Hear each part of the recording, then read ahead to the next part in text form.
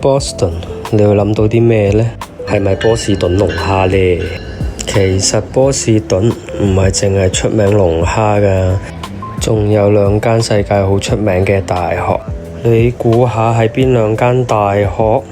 聰明嘅你哋一定知道係咩大學啦。事不宜遲，依家就帶你哋去睇下佢哋人生最重要嘅時刻。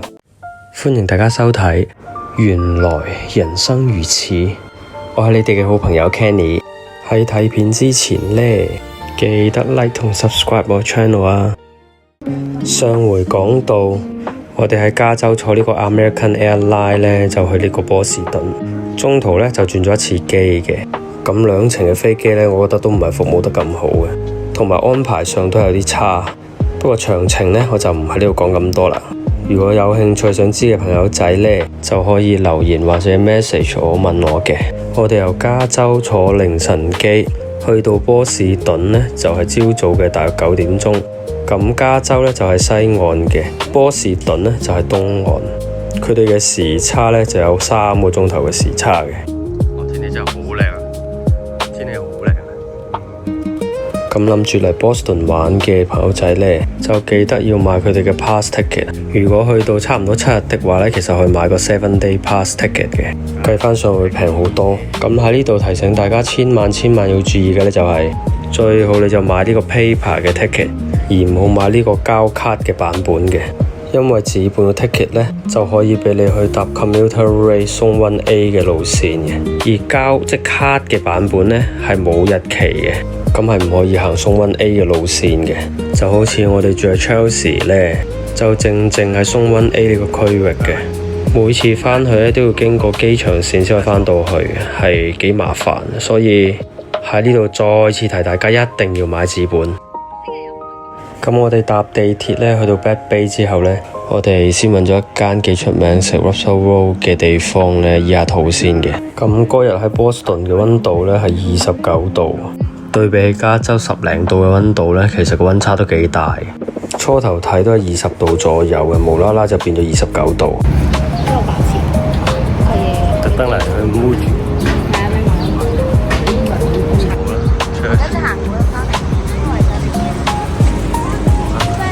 我覺得隻唔係好靚。OK。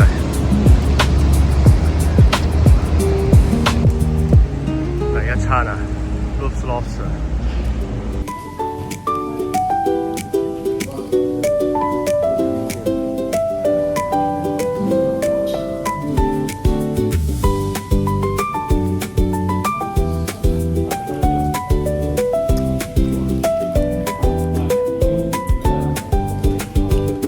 唔知係咪心理作用嘅問題呢？喺呢度食一個普通嘅龍蝦卷都覺得好好食嘅。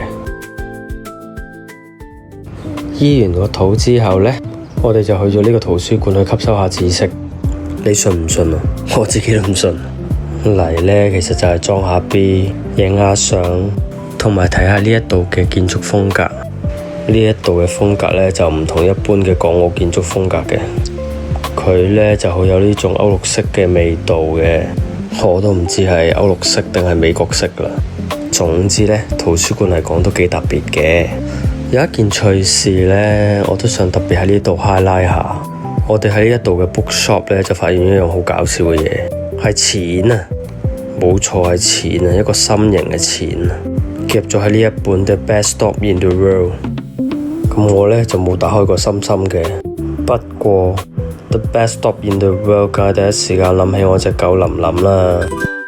琳琳個樣呢，真係傻到成隻狗咁嘅樣，好傻啊！不過傻得嚟呢，又帶點可愛咁。職業病發作啊！對一啲好特別、好古舊嘅 lift 呢，第一時間呢就上去研究下，睇下入面啲嘢。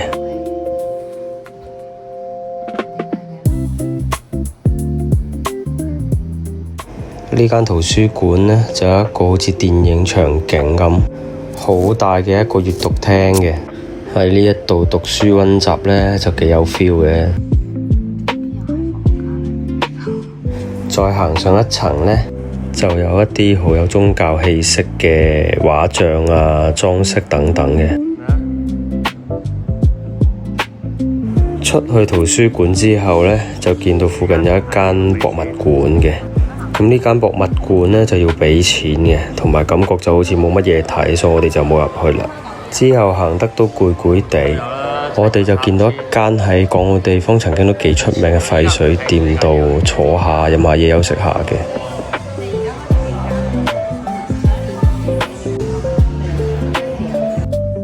係啊，之後我哋嚟咗 Muji， 呢度嘅 Muji 呢係比港澳地方應該貴咗1倍。跟住呢，我哋就搭地鐵嚟咗呢個 Newbury Street 啊。佢係一條好長嘅步行街，兩邊呢斷斷續續有啲餐廳啊、露天嘅 coffee shop 啊，去俾人好 chill 好寫意咁嘆下咖啡啊，同人傾下偈啊。睇落去呢，成條街就好悠閒，好有嗰種慢活嘅感覺嘅。呢度呢，我就有一個中伏位，想一陣特別提醒大家嘅。行到去條街嘅盡頭呢，就係 Boston 嘅 Public Garden。咁啱行到去呢，亦都係黃昏嘅時候。嗰日嘅天氣好好，加埋呢個夕陽嘅餘光啊，簡直係一流啊！個人建議呢，就4、5點左右嚟呢度散步呢，就好好 feel 嘅，又唔會話好曬。我真係好鍾意呢個景象。唔知你哋有冇諗過呢？如果有一日俾你返到去你中學嘅時候，你會唔會想有一個兩小無猜嘅對象呢？可能你同佢未必走到最後，但係有呢段記憶就夠。可惜啊，我係讀男校，我體會唔到呢種感受。或者想像永遠都係最美好嘅，親身經歷過，可能未必係一個好嘅回憶嘅。你覺得呢？人生或者應該好好地活在當下，感受依家所見到嘅所有，體會嘅所有，就足夠啦。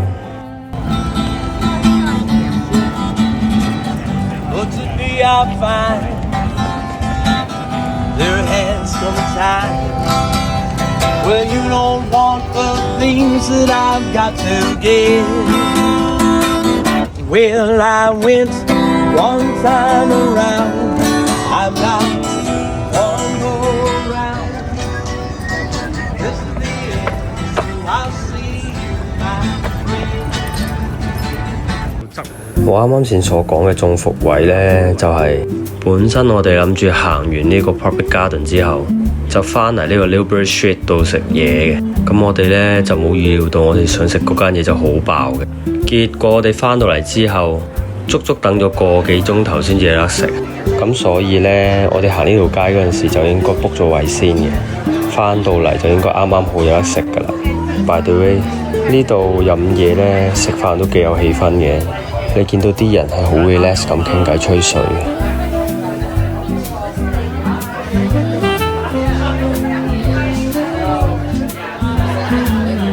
不過呢度啲嘢食其實性價比唔係好高，所以我覺得就唔使點太貴嘅嘢食，純粹感受下個氣氛就足夠㗎啦。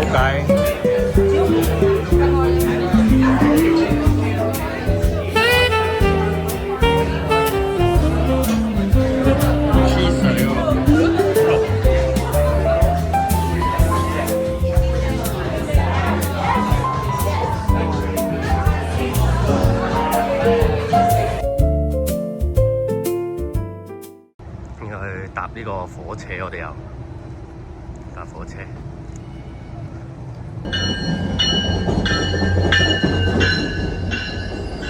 我哋第二日日頭嘅行程呢，就係參觀2間世界知名嘅大學，同埋日落黃昏嗰一 part 呢，都係重點。當然，梗要食一個優質嘅早餐先啦。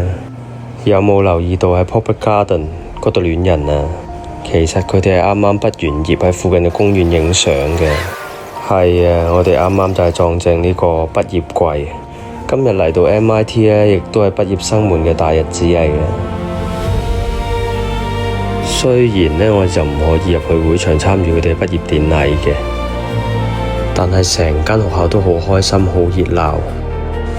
你又諗一諗，喺你人生入面有幾多個 moment，有幾多個場景，你見到你身邊嘅人都好開心咁笑，你又數唔數得出你人生有幾多個大日子？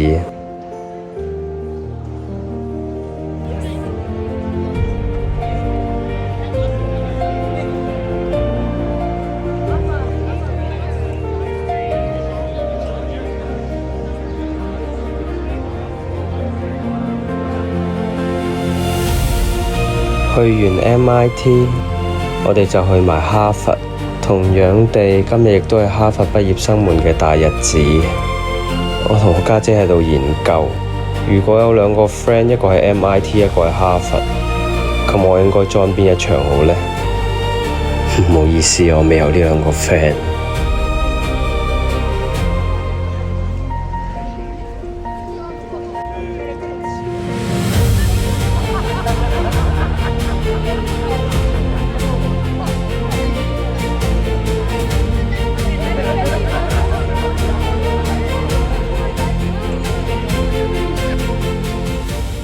哈佛大學隔離呢，就有間藝術博物館嘅，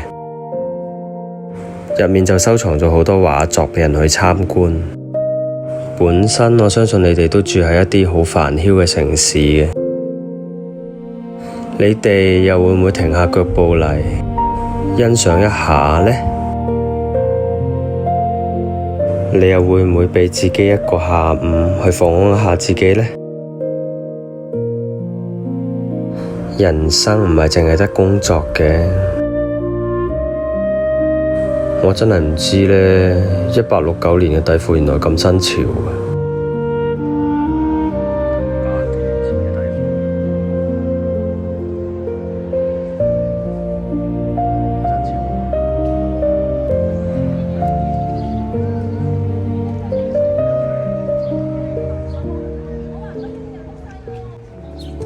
去完哈佛之後，我哋就喺附近度周圍行下。呢度呢，唔會有一種局促嘅感覺㗎。周圍有一啲嘅書店同鋪頭，同埋一啲嘅 coffee shop。周圍都瀰漫住畢業嘅味道。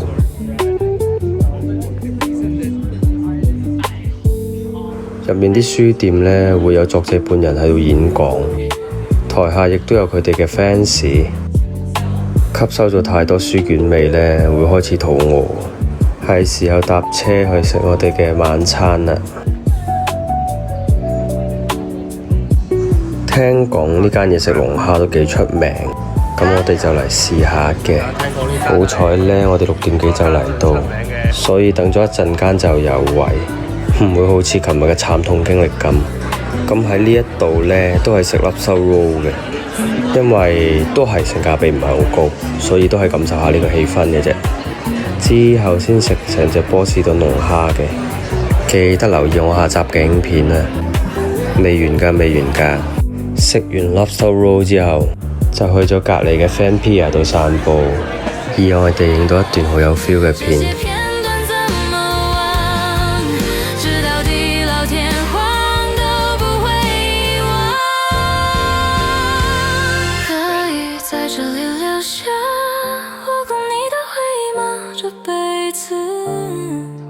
我哋下集再見啦，記得 like 同 subscribe 我 channel 啊！